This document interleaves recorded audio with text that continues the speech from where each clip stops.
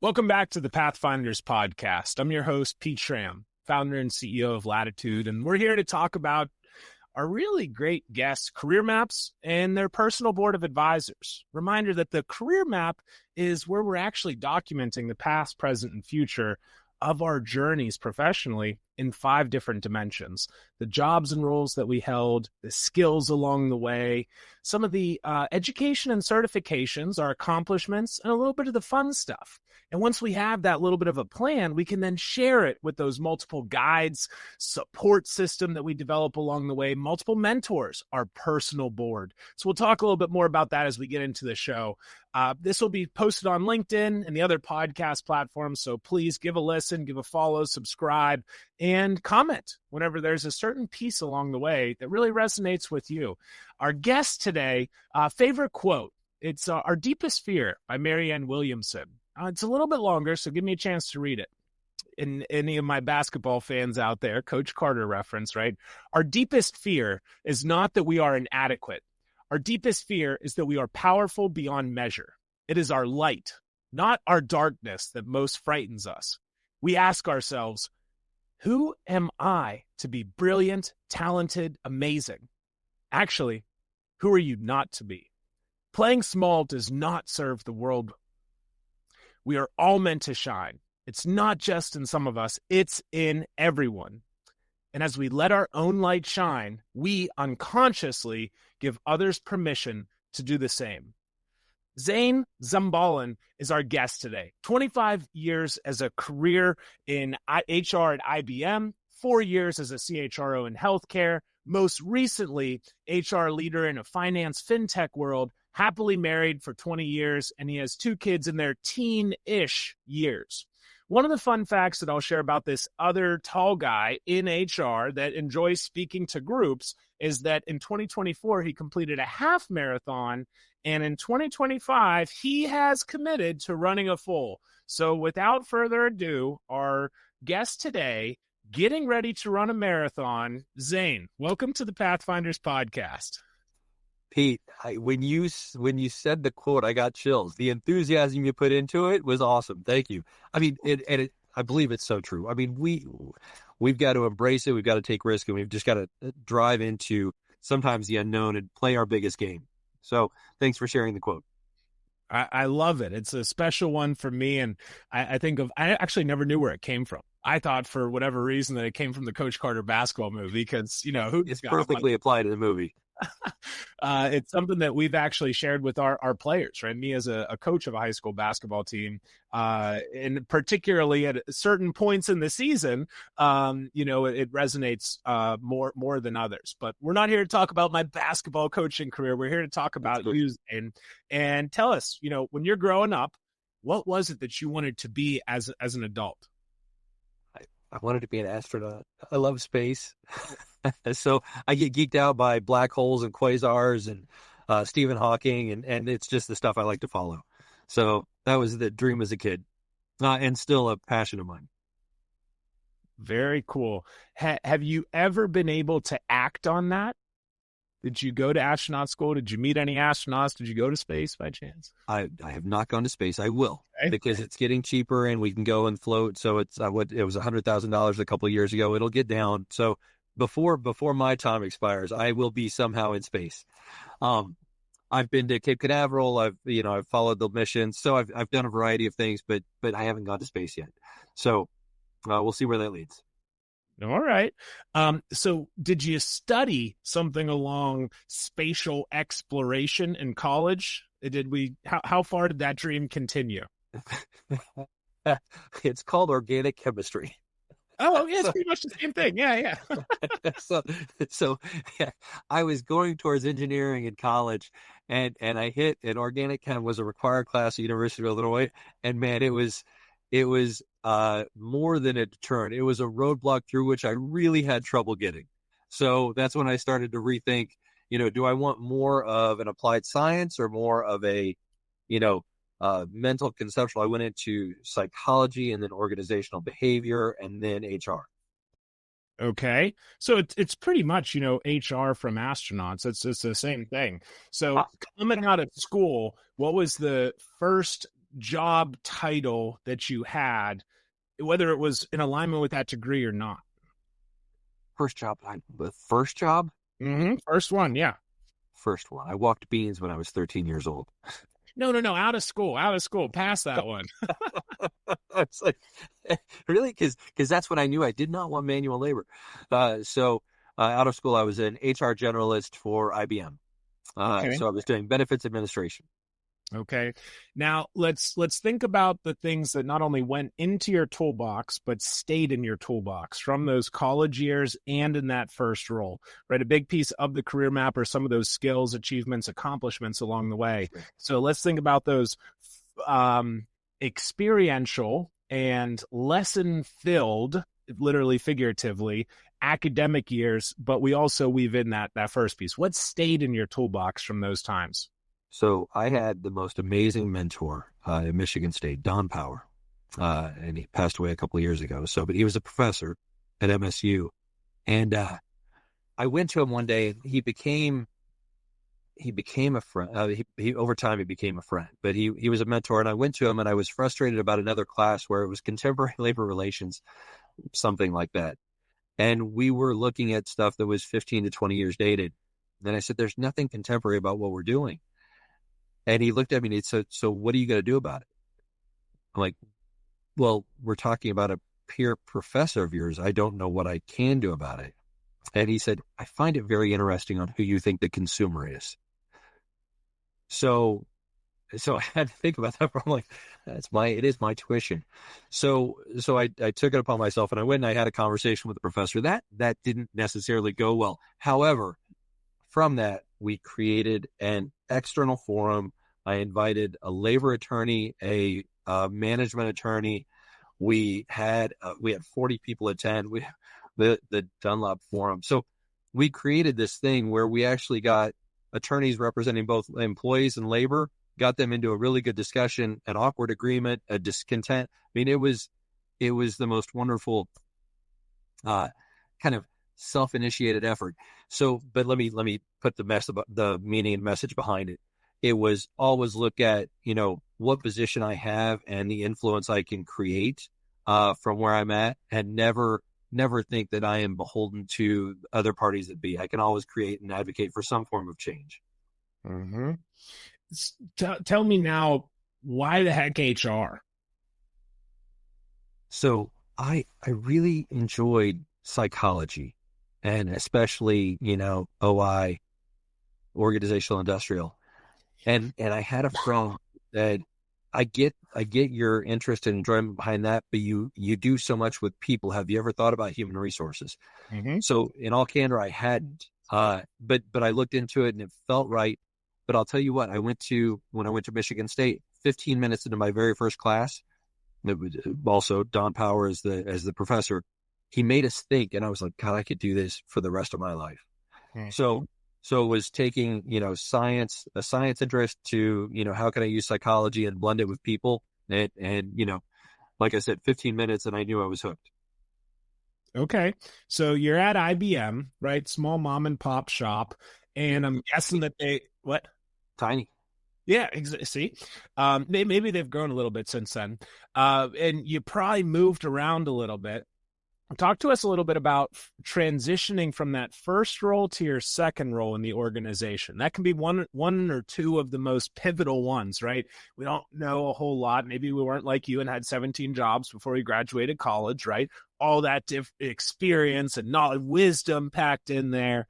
But why did you make that transition? And were there people that helped guide you, asking you questions? Maybe you bounced some ideas off them. Maybe you went back to Dawn. So I did. So I'd gone, from an HR benefits administration, what I was doing was spending a lot of time with telephony and how we were routing our calls in our employee service center. So that first transition from benefits administration to telephony, I kind of took a turn towards IT. And then kind of my management team came to me and said, you have a decision to make. Do you want to stay down an IT track? And I had friends who did, or do you want to come back into the fold of HR? So I re-entered HR and ended up taking a move. As attractive as it sounds, it was desirable at the time. Fishkill, New York. So I moved from Raleigh, North Carolina up to Fishkill and took a job as kind of a recruiter and an HR generalist, a junior HR generalist. So it helped me round out from, the call center and the, benefits administration into how do we really actually start to touch our client set. Okay. And if we look at the, 2.5 decades at IBM, what do you think were some of the most influential experiences that you had? Some of those roles that you filled along the way that you're like, dang, this is a piece where sure my timeline on my career map was linear, but the amount of, experience and helpfulness almost looked like a exponential spike, right? It was some of those springboard experiences and opportunities on your journey. If I take a little liberty with the question, I had a really interesting experience when I was in Fishkill as an HR generalist. I had a very hard career conversation with my manager at the time and a low performance appraisal. And I'll tell you, that was more influential than I care to admit. I didn't agree in the moment. And I ended up having to take some soul searching through the weekend. And the realization on Sunday night before I came back on Monday was that the feedback I'd gotten, which was, you don't know the business, you haven't gotten close enough to your client, you're not making the impact you need to have. The realization on Sunday night was that he was right. And I had to come back in and figure out how to fix that. And so I'm a proponent of giving honest, candid feedback, maybe even especially when it's negative, because that inflection point changed the totality of my career. So, he said, maybe this isn't something you could do. A week later, he said, maybe this isn't something you could do. There's a job in San Diego. If you'd like to go to it, I think you'd be perfect for it. It's, project management. And I couldn't leave a job thinking that I had failed at it or couldn't be successful. So I turned that down and I dug in and I learned the business. I got close with the client set, and in 6 months, I went back to my manager and he said, listen, it's time for you to move, but I will give you kudos and credos for what you've done, because the feedback from the client is totally different than where it started. So that was one. I had a role in biz dev. So we were doing mergers and acquisitions, and the need for a background in the business and how you align with the role and the function being done, as well as compensation and retention, and then the trade-offs that you make across finance and real estate and everything else. The business maturation that happened in that year and a half was huge. So anytime you can do a biz dev job and get engaged in mergers and acquisitions, it's so valuable, because you have to know the depth of your business as well as how to make the trade-offs to make it work for the company. And if it's big, you have to be able to, eat food and golf and talk to people, right? There's sometimes a little bit of fun right? A little bit of fun that comes with some of the rev gen. That wasn't my experience, but I'm sure it's possible. We were going fast and furious. I mean, we were doing a number of small acquisitions and then some larger ones. We were doing some smaller divestitures. It was so much and so fast. It was amazing to be part of it. I mean, we were acquiring Price Waterhouse at the time. We were divesting, to Hitachi, to Lenovo. It was a little bit of everything.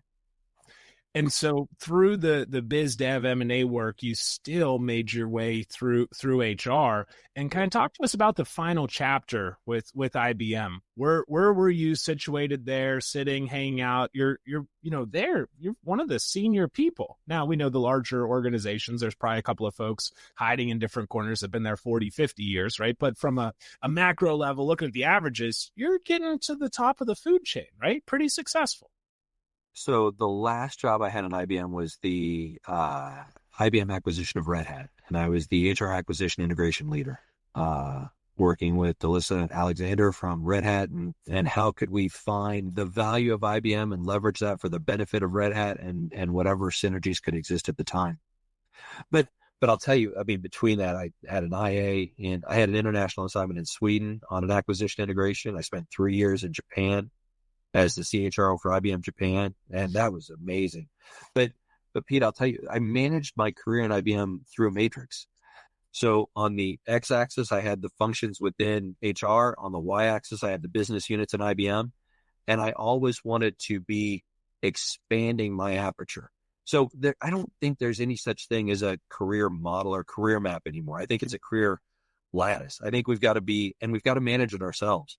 So I would do a generalist role and then a different specialist. And then go back to a generalist, and I'd be changing business units each time so I could have the most diversified background as possible through my time at IBM. And then if I threw a third axis or a Z axis on there, I was always trying to support a different leader or a different leadership style so I could be learning new and better people across the business. So that matrix really helped me think through how to be the best I could be. Zane's Matrix. I love it.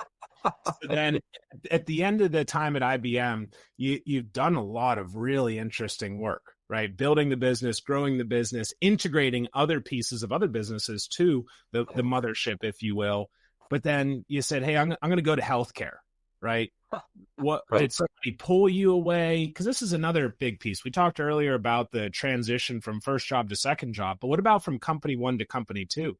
And this is something for the folks listening, right? Maybe you're mid-career. Maybe you're mid-career and been at an organization for 5, 10, 20, 30, 40 years, and you're thinking, is this the right thing for me? So what's going through your head at that point in time? You probably could always go back, right? You built so many great relationships and of those, 10 or 20 people across the, small firm, right?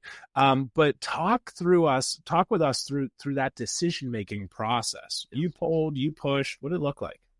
I mean, IBM is amazing and gave me an amazing background and foundation. I was lucky enough to have the job in IBM Japan as the head of HR.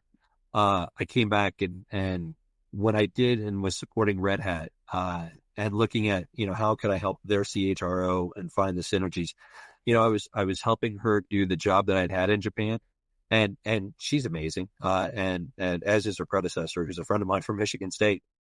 I was helping, and it was the job that I had in Japan and I knew I wanted. So it gave me a chance to start looking around. So, I got a little creative. It was CTCA was like so Cancer Treatment Centers of America was where I was the head of HR. It was like a gift. So it was a company. So I lost my dad to lung cancer. So, and I grew up in Central Illinois, and they're founded out of the Chicago area. So Zion, so it was a company with whom I was familiar when I was young. And it had a personal, emotional appeal to me, a chance to give back to something that had impacted my family and impact so many families, right? So, I had a really good conversation with Dr. Pat Basu, who was the CEO at the time, and things started to click, and it really felt like the right move for me to make. I'll tell you the other thing about CTCA, so Cancer Treatment Centers of America, which has now been acquired by City of Hope, so there's a lot of transition here, but their motto is the mother standard of care. And, the easy interpretation is treat every patient as if a member of family. And man, I fell in love hard and fast. It was just, it was a place that was really easy to align with the purpose and passion of the organization. And that's kind of whenever you and I first met up in New York, was that as the most recent experience, right? And talking about some of the work we've both done in the healthcare realm. But whenever you meet Zane in person, you feel that, right? He walks the walk, talks the talk. And that was one of the first things is, treat that's what we do, right? Treat every patient as if a family member. And so different kind of environment, different kind of organization. Did you have mentors from the last company that were still guiding you at this one? Talk to us a little bit about your board of advisors, those few folks guiding you whenever you transition, and you're at still a high level leadership role. So a lot of times people come to me and be, Pete, I'm at the top of the food chain right now. I don't know that I need this PBA, personal board, to guide me. I'm all taken care of. And I usually say, okay, that's fine. You probably don't need a personal board. Is there anybody that you consult advice whenever you're going through a big yeah, sure. Is there anybody that you bounce ideas off? I'm like, you definitely don't have a personal board. No way. We're not. No. But talk to us in your experience. What'd that look like, Zane? So IBM has a number of people who have now become CHROs or CPOs across companies. So I'm privileged enough to have a bunch of friends, Annette Faber, Vicky Creamer, Denise Williams. The list goes on and on and on. Horst Gallo. So I called all of them. I reached out and said, so it was funny. In Japan, I had a prepared speech. So I was waiting for somebody to come in and say, you have no clue what you're doing. And it was going to start with, you're exactly right, but here's what I'm doing to learn. I had a similar speech ready for being a CHRO, but I called 15 friends who were in CHRO roles who'd left IBM that I could leverage for a resource or support or help or advice. So that was my PBA. And still is. In fact, I was just connected with one of them on LinkedIn earlier today.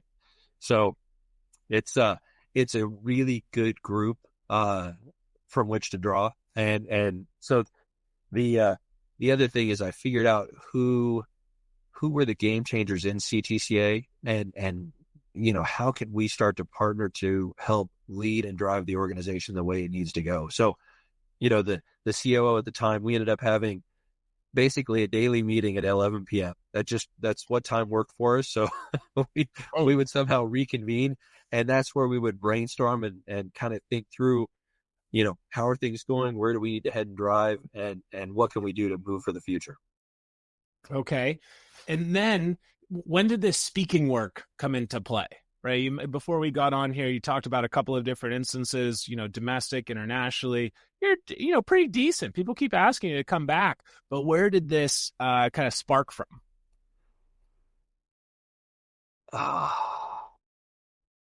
Let's see. What I realized early in my career was that ego was my greatest enemy. If I adopted it, it invariably hurt me. From that, I then stretched into vulnerability. So, and vulnerability, actually, I'll give you one of the first speaking engagements was with a bunch of millennials. And I talked about what I shared earlier, getting one of the lowest performance appraisals in IBM.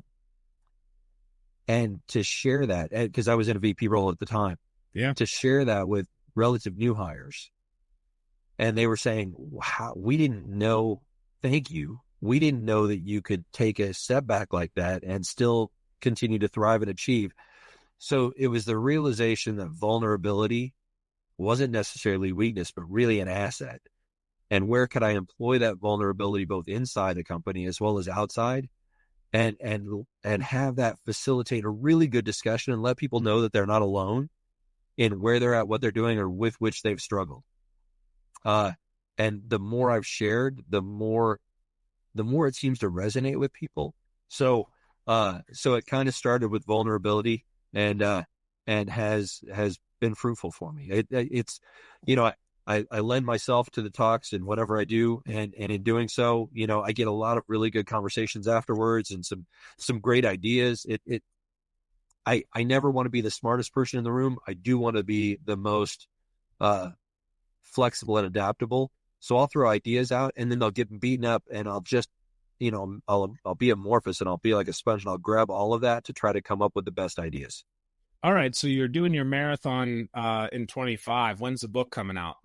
I don't know. I'm going to enlist you in my PBA because I need some help figuring that one out. So maybe we'll see. But let's talk about that a little bit more. Whenever we got to meet, we had a chance to talk a little bit about the Pathfinders book, right? We got a little bit into the career map, personal board methodology. Let's talk about that from an organizational perspective, right? Where do you, right? HR leader with a couple of different, organizations along the way, surrounded by some rock star HR leaders.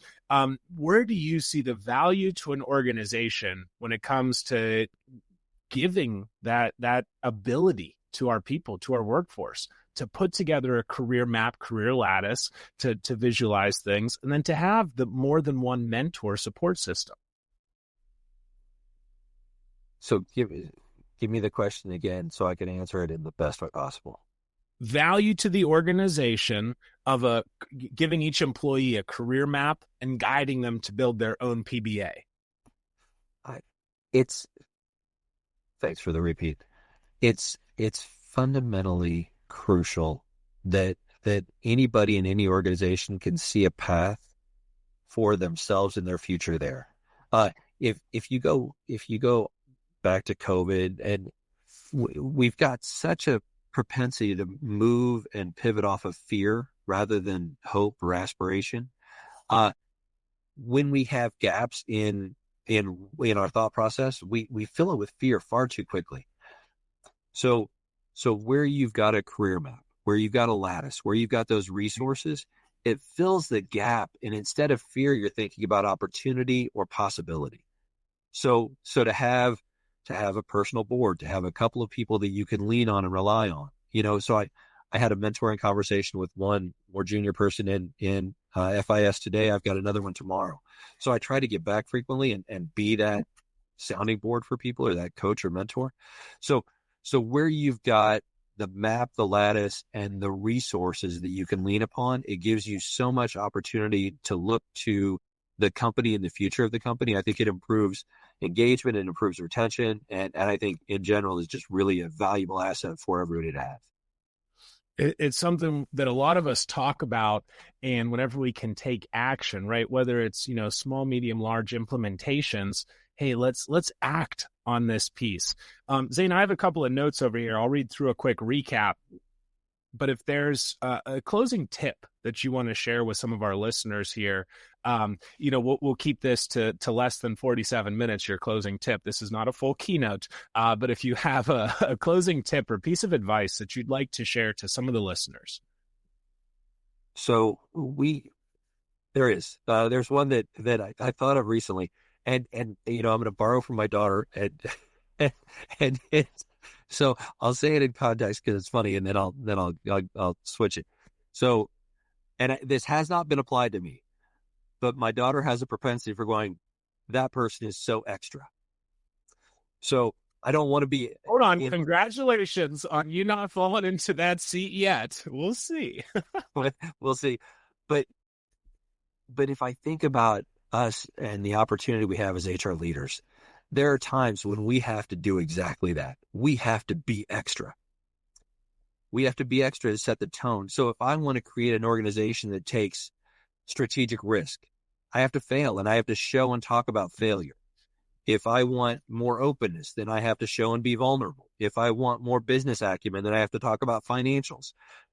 In my opinion, we have to figure out the extra that we need and then be exactly that. Be extra so as to elicit and drive the change for what we're trying to accomplish for the company with whom we're working, or the organization where we're playing.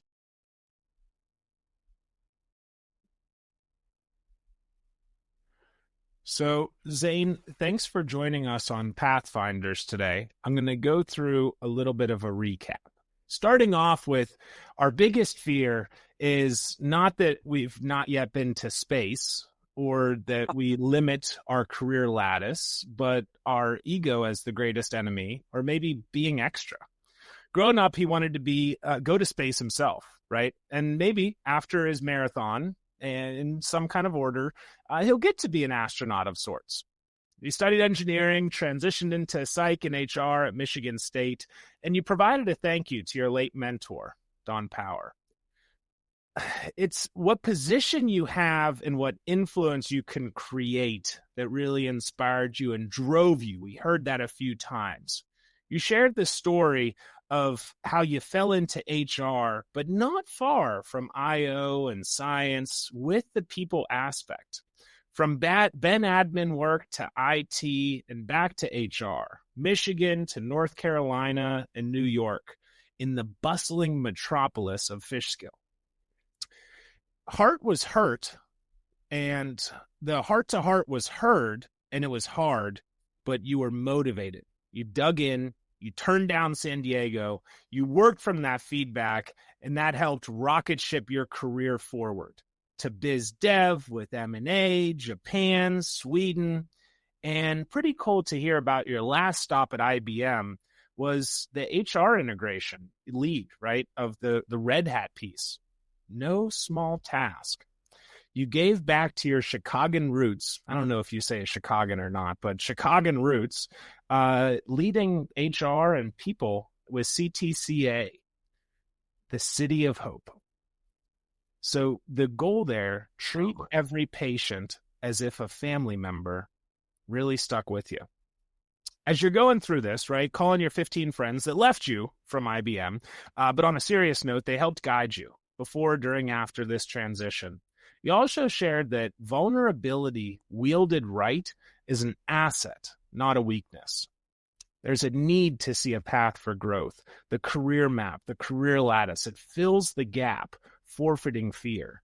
So thank you, Zane, for sharing this, and good luck as you keep going towards that next finish line.